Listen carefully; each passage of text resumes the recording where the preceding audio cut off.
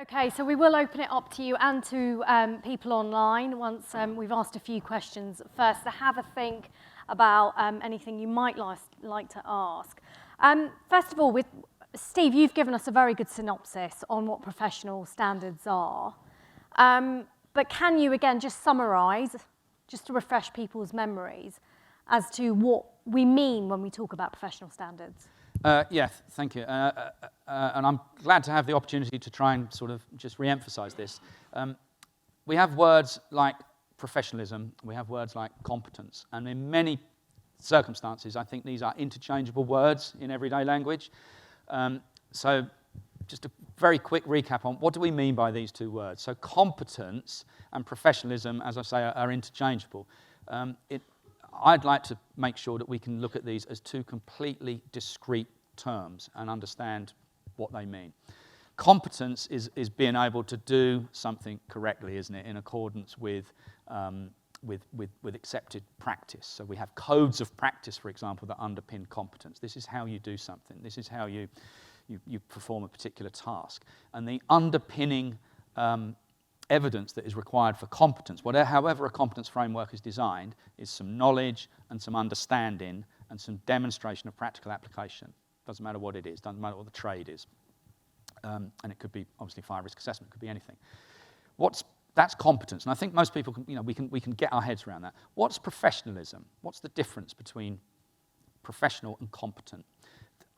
I often say the easiest way to remember this is, history will tell us across society, not just in fire, there's been some very, very, very competent people that have done absolutely the wrong thing because their ethics and values are not where we need them to be. The difference that takes a competent person to a professional person in the definition of me with a professional body is the behavioural side of things, the commitment to ethical conduct, the personal values, the way in which individuals apply themselves to a task, or sometimes say, that's not within my area of expertise. I'm not doing that. I need you to refer you to somebody else. That's professional conduct. So hopefully, in summary, I would say competence is about being able to do something in the correct way, with the right level of knowledge, understanding, and practical application, whatever the task is. A professional is a competent person who does the right thing all the time, continually improves, keeps themselves abreast, and when necessary says, that's out of my comfort zone. That is not my sphere of professional practice. Hopefully that helps. No, that was very clear. Thank you. I mean, following changes surrounding legislation over the last few years, current best practices have been under scrutiny, haven't they? How can fire professionals, do you think, effectively navigate these changes? And I'll start that with Dennis. Thank you. I just want to say a couple of things before we get going into that, if I could. I was struck, in fact, I was slightly stunned, if I'm honest, by Danny's presentation. I thought it was right on the nub of where everything is. And I just wanted to say, really, that the thing that's held us back over many years are the 3 Ps, if you like: policy, politics, and proportionality, And these have become so embedded in our thinking, and I just wonder how we shift that axis. I really do. But when you turn and look at and I've just listened to Steve, when I turn and look at where we've been going and growing through this legislative process, I mean, I've just spent 5 years with about 80 people trying to develop benchmark standards for fire risk assessors. And I have to say, there's a significant proportion of activity outside the institution of fire engineers. And it hasn't come across, I think, from Steve's input in the first place there. A lot of fire risk assessors are actually embedded within organisations like the Fire Industry Association and working through organisations like UCAS and BAFE, which does provide third-party assurance. And the standards that are being written, and there are being written, and there is a British Standard Framework, 8670, which actually lays down a competency framework, are all being worked up at the moment through people like the BSR, through organisations like the Home Office, to establish a pathway which is very, very clear. It's embedded in international standards, ISO. It will require conformity assessment processes, which are the BAFE, UCAS, Engineering Council type processes. It's already reaching the stage, as was Steve mentioned in his output, was around actually transferring to a full British standard. There's a British standard that understands the methodology of the application of fire risk assessment. And you're getting to a stage now where you're going to go through the critical phase to deal with delivery of capacity. And that will come through transition. And the qualification frameworks at the moment, I mean, there's a couple of organisations that do provide qualifications for fire risk assessment. One of them actually matches the industry benchmark standard. So you can already engage in these processes. And that listing, which my organisation, the Fire Sector Federation, contains, which holds the IFE register as part of it, which hasn't been updated, by the way, for a couple of years, actually has over about 1,400 registrants on it, the significant proportion of which come from these other organisations, BAFE, Warrington Fire, through certifying bodies, through the UCAS process, and are perfectly attuned to third-party accreditation. So that does exist, and part of that process has been discussions with brokers on PII, which is allowing the tiers of fire risk assessors to actually get PII, so they can do the work. So the point is, over the last 5 years, post-Grenfell, which was such a tremendous, tremendous shock, a great deal of work has been done. So I don't want people to go away with the impression that there is not a lot happening. There is an awful lot happening.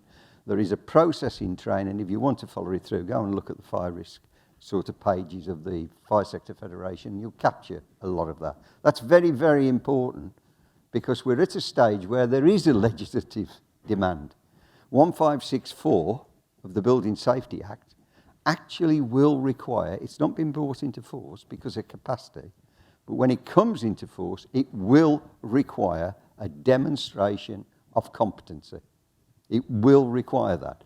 And the only reason it's not brought in is we're doing these processes. So that's how we're trying to work our way through the process. The benchmark standard is there to see. We're now trying to stretch that into the career pathways.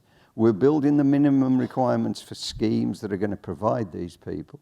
We're actually adding to that the ethical processes, because as Steve quite rightly says, when I look at the convention, and it is the convention for competency, skills, knowledge, experience, behaviour.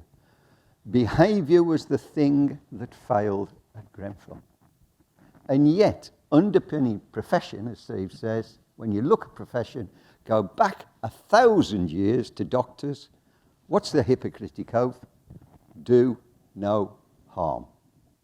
That's their fundamental driver. Do no harm. And that answers, as Steve just said, if you're a competent professional, the most important thing you'll ever do is stand there and say, this is beyond my competency. I need to refer this and seek assistance. Can I bring Ian in now? I mean, evolving technology has an impact, doesn't it, on this? I mean, how do you think that professional standards keep pace with emerging technology? I think it's a difficult one from a professional standards point of view, because professional standards are often about the holistic. You know, they look at everything from technical expectations of people to organizational expectations, you know, how you recruit and retain people. So professional standards can cover a whole range of things. And in this super fast moving world in which we live in fire safety, where we've got an awful lot of new technologies coming through, I know there's some on the agenda later on, there's a danger where it takes a long time. I like to look at professional standards as kind of, that's the course you want to set. And the ship is the organization, and the individuals are the people making that ship go in the right direction. And it takes time to embed those processes. In the Fire and Rescue Service, we've got the National Fire Standards, and that sets out a route that we want to follow to make sure that people are competent and professional, and that we can take into account all these new things that are happening. The problem that we've got is that balance between how do you get to where the goalposts are now, new technology comes along which then moves away from where you are, and then you've got to run after it again. And there's a danger if we move really quickly and we don't understand. So the first point really is understand what actually the technologies are, understand what their implications are, and from there you've got a chance of hitting the goalpost because they're not moving too much. In a perfect world, we'd be able to move dynamically all the time, and that would be brilliant. But the reality is that many of you will be in organizations or you're individuals, and it's difficult to do that. It's hard for you to actually achieve a professional standard within any reasonable time frame just to have the goalposts move again. So it's actually a balancing act, I think, to try and pick out the most important parts, and you can do that through research, you can do that through working with partners to understand what those new issues are that are coming around. And from there, whoever runs that professional standard, whether it be an industry or an organization, will have to use its judgment and its processes to say that's what we want to focus on because we think that's achievable, without short-selling ourselves and saying that's too hard, we're not going to look at it, because actually it could be a really risky element that we want to include in our professional standards. Can cost play a part in all of this? Definitely can, yeah. I mean, you know, just from stories I've covered, I mean, you think about modular building and how some people go for modular building because I've had builders tell me that it is the cheaper option. Yeah. How much of a part does that play in upholding professional standards? Yeah. I mean, Ian, Well, you know, obviously I'm the representing... desire might be there to do so, but your finances might say otherwise. Yeah, and cost shouldn't come before safety. It just should not happen. There's always going to be cost elements involved. Even introducing professional standards themselves, you can't just pick up a standard and say, oh, right, I want all my staff to be competent, I'll sort that next week. Yeah. The reality is it costs money to do that. It costs other resources as well, not just money. So it is an important factor, and it's about managing it well to understand what the impacts are if you can't deal with one element of that through cost, for example. You're nodding away there. Yeah, well, I mentioned the 3 Ps, didn't I? I mean, when you look at policy, we've got a process in this country, and I mean, Danny has brought it out in a way. We've got a process in this country where the design and build and the occupation of buildings is in separate policy areas. A divergence immediately. I mentioned proportionality. The idea of proportionality is cost-benefit. Cost-benefit, that's how civil society runs itself. And I mentioned politics. Politics is about what's the priority, what's the timeline, And the issues really is those are difficult axes to move, aren't they? They really are. Because if you're pragmatic and you're trying to do something, as Ian says, you've just got to try and work your way through that. The big point for me about competency is the bedrock of challenge.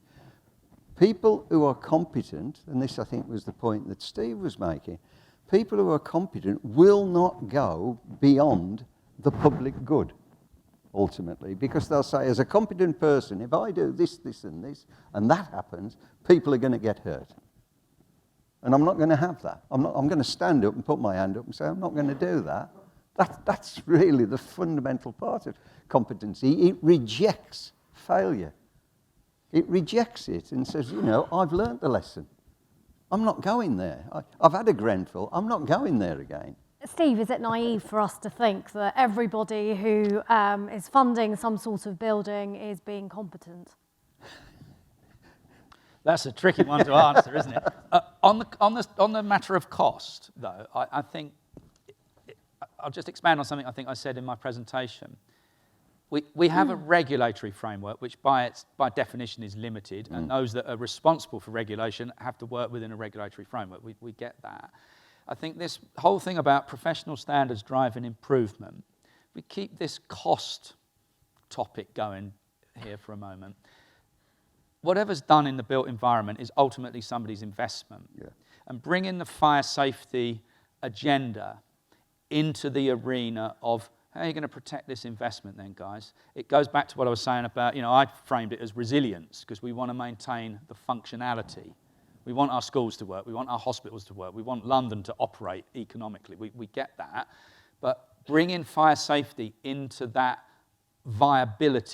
financial viability arena is crucial. And I don't think the fire industry has done that in the past. We've got regulatory frameworks that we assume will make us fire safe. We've got to be commercially savvy here. And the individuals that are, we've got to walk out the door and look at the type of investment and the scale and the magnitude of the investment that's going into the built environment. Bringing fire safety into those initial arenas of how do we make sure this is still going to be here in 10 years' time? What could scupper our investment? Bring fire safety into that environment is the key to this, I think. Yeah, no, that makes sense. I mean, as leaders, all of you, how are you encouraging your staff and those who work in this sector? How are you encouraging safety and operational efficiency in today's climate? And we throw into that climate a cost of living crisis. Starting off with you, Dennis. How are we trying to do it? I think we're trying to do it by informing in the simplistic way. We're trying to present these arguments, these debates, these discussions we're having, but we're also, as Ian was saying, trying to put markers down to help people guide them through this process. We produced an awful lot of information, information on escape, information on choosing fire risk assessors, information really which is about guiding people through how you could become a competent fire risk assessor. So we're doing it through an informative channel, but we're equally, I think, trying to work with partners across the piece. So, I mean, at the moment, the Federation is very heavily involved with groups like the Home Office, where we're trying to get the people who make the policy to actually understand our environment. We're working with insurers so they understand our environment. And we're trying to say to them, look, if you follow these standard processes through, and the people that are coming through who are working hard, and the good companies are making the investment, aren't they? It's the good companies who send their people to get them qualified, who employ, as Steve said in his piece, the right people. If you get that process working, hopefully, they will go through and be the people who give us the model, the one we're after, the one the BSR is seeking, and equally, we'll start to get rid of the rubbish. A lot of people say they're fire risk assessors. I mean, it's astounding when you see some of what they produce. Absolutely astounding. And you think, this is ridiculous, because there are people out there who do that, frankly. I mean, that's the reality, isn't it? So I think it's through an informative process, and that's really what we've set out to try and do. Ian, I mean, how do you convince your staff to do that training in the first place and then to enforce it? I'd just like to say I think astounding was not a good way of astounding. I think when it comes to, the simple answer could be, well, we've got a professional standard, do that and you'll be safe. But I think there's an education piece there that comes from two directions. One is, having spoken to people, individuals out in the, not just in the fire service, but in the built environment, the person who goes and puts the cavity barriers in on a building site at, 8 o'clock on a windy, sleety morning, if you were to ask them, what's your professional standards like? How are they helping you stay safe? They might just say, well, I've got a qualification or something like that. A single aspect of competence, which we've already talked about. And I think it's educating everybody who might put themselves at risk by saying, look, you need to be aware of the bigger picture here. And so if you get them on board and make them understand what the entirety of that professional standard is about, then they're more likely to be engaged with it. And then the other aspect is the end user or the customer. If they're aware and they're educated about what these professional standards are, I know I would be more inclined to ask that person, I'm employing you. It comes back to what was said before about employing competent fire risk assessors. You want to ask that question of them then, and if that is the encouragement that people need to engage with the standards and then take on one of the part of that standard will be, effectively be safer. It's one of the benefits that will come out of following that professional standard. Then everyone's a winner. The person is safer in the workplace, but also the people employing them get the benefits from the professional standard as well. Steve, do you think that Grenfell has made staff, people who work in this sector, more enthusiastic about being on top of all the risk assessments? I mean, Grenfell happened a few years ago. We know that as things kind of move into the past, people don't perhaps think about them as much. There is a danger that might happen. I think it's yes and no. So I think if we look on the positive, on the yes, I think there are lots of examples that we can all see and probably be aware of where we're seeing professional practice, really good examples and really good approaches that are interdisciplinary now. You know, structural engineers, building engineers, fire engineers starting to work together, perhaps in a way that was never there before. There's a very good, positive and quite enthusing landscape there. But then there's the side that Dennis has referred to. So we mentioned, whatever the absolute number is, whether it's 1,000 or 1,400, whatever it is, competent, demonstrably competent fire risk assessors. There are thousands and thousands of fire risk assessments being done every week. Who's doing those? Dennis has touched on that. There are some very, let me choose my words carefully, but there are some very unprofessional approaches. That's very scary. It That's is very a scary scary thought, because- isn't it? Yes, and it's underpinning, as we said, it's underpinning our entire framework to ensure public safety. So I think the three of us are absolutely aligned on this thing about awareness.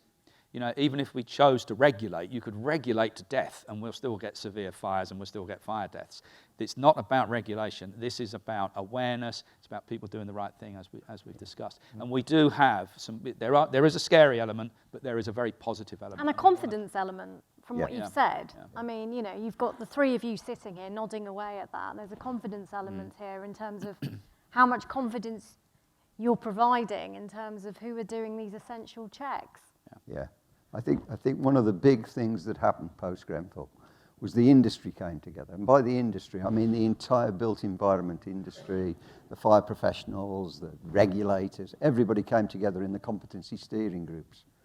And that process and the reports they produce has provided a deep foundation of interdisciplinary working, understanding, and so on. And one of the biggest elements that came through, well, two big things came through. One was cultural change, the thing you've touched on, and the other was the end user that Ian mentioned. The residents panel is part now, formally, statutory, of the BSR.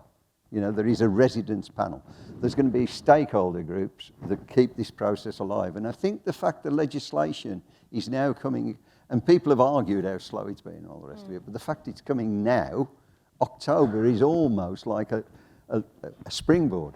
So it's still very much in the consciousness of industry and the people who are providing these services. And then we've got potentially a new government, but we won't Yeah, go there'll there. be that. That's Oh. a whole new conversation for another A new day. set of proportionality. I'm pretending this is news night, you might have noticed. So I think we're going to open it up to the audience now. Here's Melissa. Sure.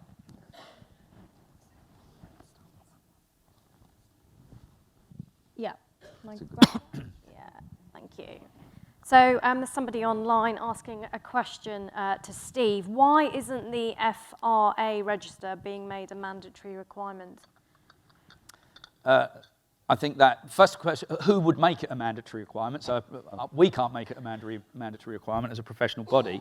I think the previous discussions that we've just had on this panel have really sort of highlighted the fact that to mandate things in many ways can be seen as an immediate quick fix, but it's not necessarily the quick fix. I think mandating all manner of things, whilst it looks like a solution, I'm not sure it is the answer here. I think it's back to this thing about awareness. I mentioned in my presentation that if ultimately, in the legal sense, there's a commissioning act that somebody, as a responsible person, needs to achieve a fire risk assessment, and there's also, from an enforcement side, there's an activity there. And if both of those are conscious of the need to have appropriately qualified people undertaking those roles, to me that's probably the most reliable method of control that we can have. To try and mandate things is I understand why it can be seen as the solution, but I think, you know, we've got lots of mandatory things in the world, and it's not foolproof. I think the behaviour side of things and the awareness side of things is probably the better way to go. We don't live in a regulated regime like the chemical industry or the aviation industry where we can absolutely control everything. Fire safety is a lot looser than that in terms of the built environment and the people and the human behaviours. We can't control those. So the best way of doing it, I think, is through awareness and behaviours. And Dennis, you're nodding away briefly. Did you want to say Yeah, something? very briefly. I Yeah. mean, first of all, it goes back to the foundation of the fire safety order. which was deliberately introduced not to be mandatory. That's the first point. And it goes back to Danny's point about rolling back the state. I think the state has realised, post the Grenfell first stage inquiry, that was too far back, and now they're coming forward. So the process that I've touched on, I don't want to go over it again, the process I've touched on of evolving a standard through the British standards and so on and so on and so on, and through the mandation of the Fire Safety Act, what will happen effectively, 156 says that you'll have to be competent to do certain buildings when it comes into force. Through the Fire Safety Article, which is called Article 50, there is guidance issued. That's official guidance. And that official guidance basically will lay out how you demonstrate competency to satisfy that part of the process. And that, in a way, is as far as mandation goes. Because in law, if you went to court having something gone wrong and you hadn't followed this process, you'd be on a sticky wicket. Yeah. You'd have to really demonstrate why your way was a better way than the way that's been described in the guidance, in the official Article 50 guidance. So it's coming, but it's just coming in a British way, a sort of... Well, it's culture, isn't it? It is culture. It's how we do things. Well, there you go. And as Danny says, it might not be the right way, but it's how we do things. Yeah. Is there anybody in the audience that has a question? Yes, I've been given the Gentleman microphone. over there in the beige jacket. Your name, please, sir. So it's Russ Timpson from the Tall Buildings Fire Safety Network. Really interested in this conversation. By the way, I'm still smarting from Danny's presentation as somebody who's devoted my life to fire safety, most of my adult life. That stings, and we should all have a deep sense of humility when we're tackling these subjects.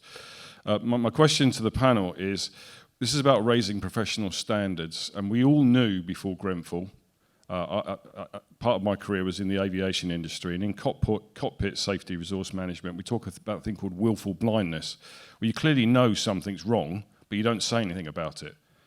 We all knew about Regulation 38. We all knew about limited combustibility. We all know about the inadequacies of Approved Document B.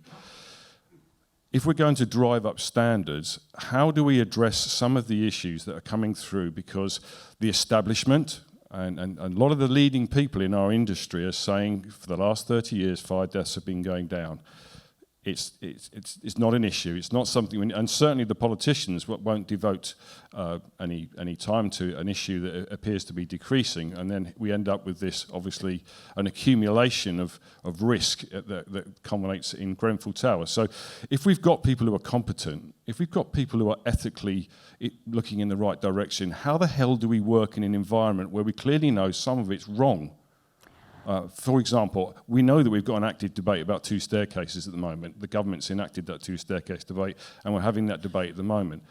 There's a whole range of issues, as Danny indicated, about disability and people in residential. One in 5, 1 in 4 people have got a disability, and yet we all know in this industry, we don't, in high-rise residential, we don't give anywhere due consideration to them, and the judicial review's just been thrown out. So my question is, if you're professional, and you're competent, but you know that there are serious endemic issues with the system that we operate, how do we address those issues? Because see me, the Today programme, you see a conveyor belt of people coming on asking for money and stuff like that. In my last 10 or 15 years, I've never heard people coming on asking for more money for fire. It's suppressed.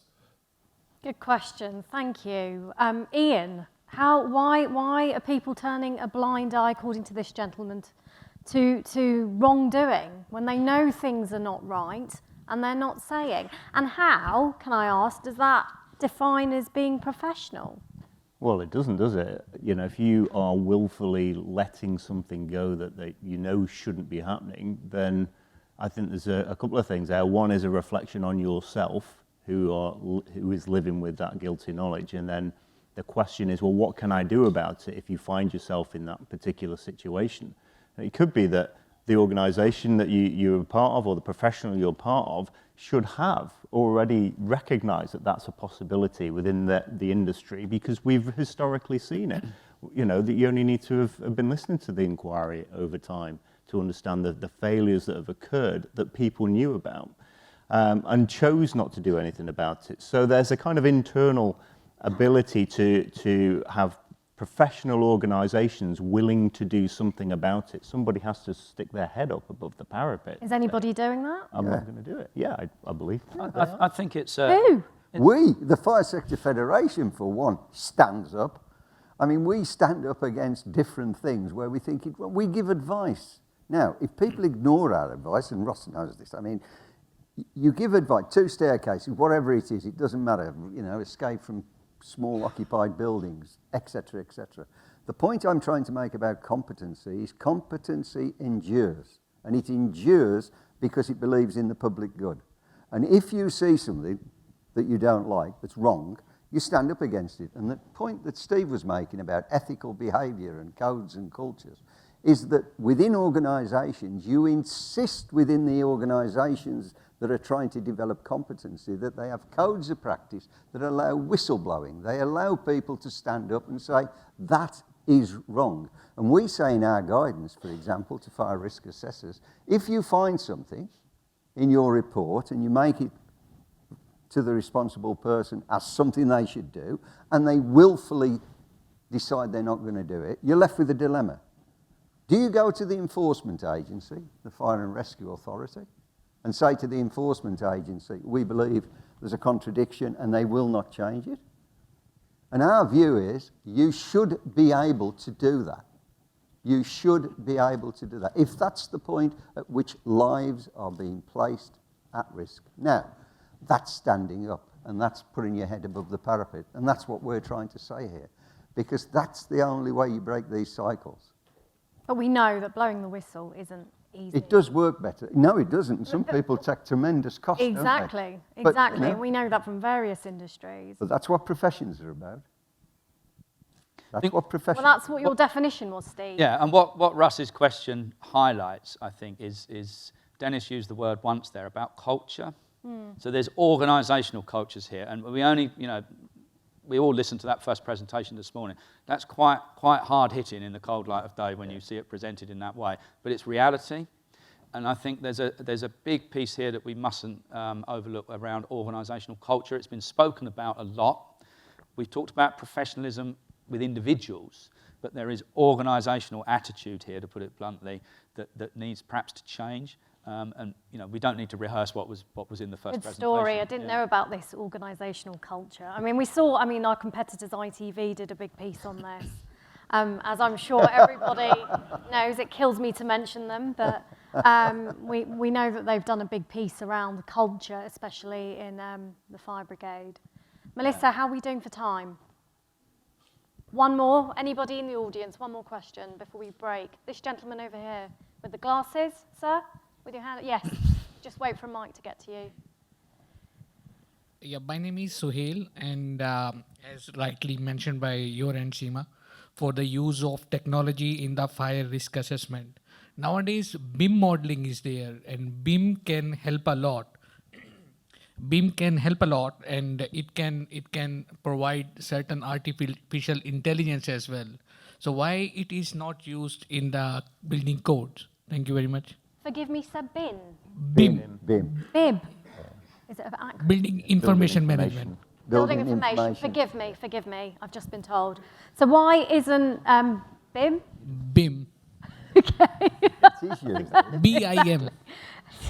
Why is it not being used more in building when there's artificial intelligence? Is that right, sir? Yes, Yeah. yes. Let's start with Ian again. Well, BIM is being used for certain projects. It's a requirement for some projects, and it may be the choice of the professionals who are involved in any particular project to use it. I think your question was about mandation of it, and it kind of links back to what has already been said about mandation. It's a very difficult thing to do. To mandate something, you're saying it must happen or there's a penalty involved. And where would that stop? You know, you have to look at the impact on UK PLC for someone developing a small project. Is BIM necessary for that?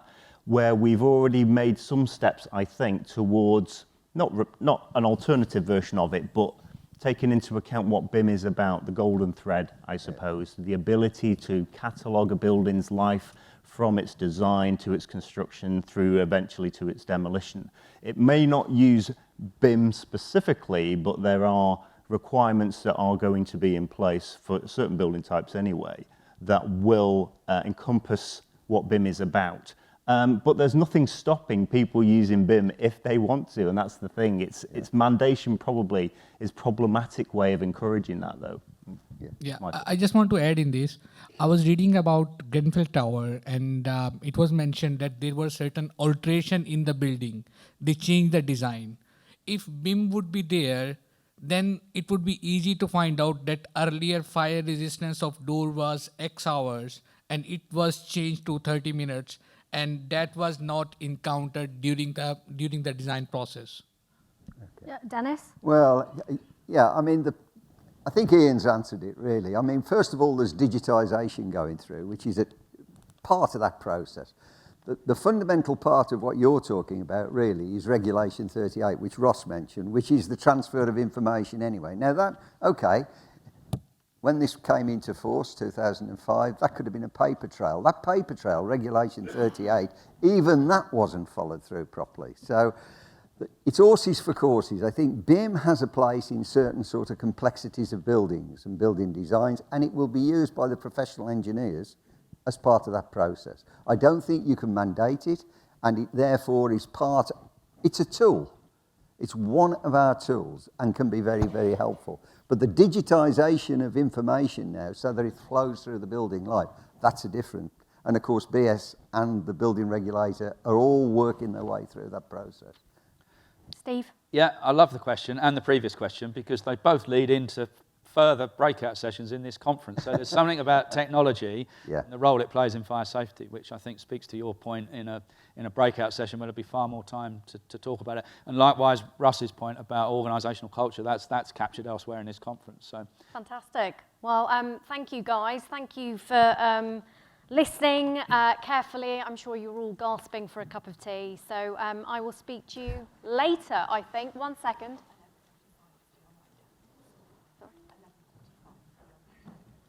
Oh, right, and sorry, 11:45 for the online delegates, I'm told. So when they return. Fantastic. All right, thank you very much, everyone.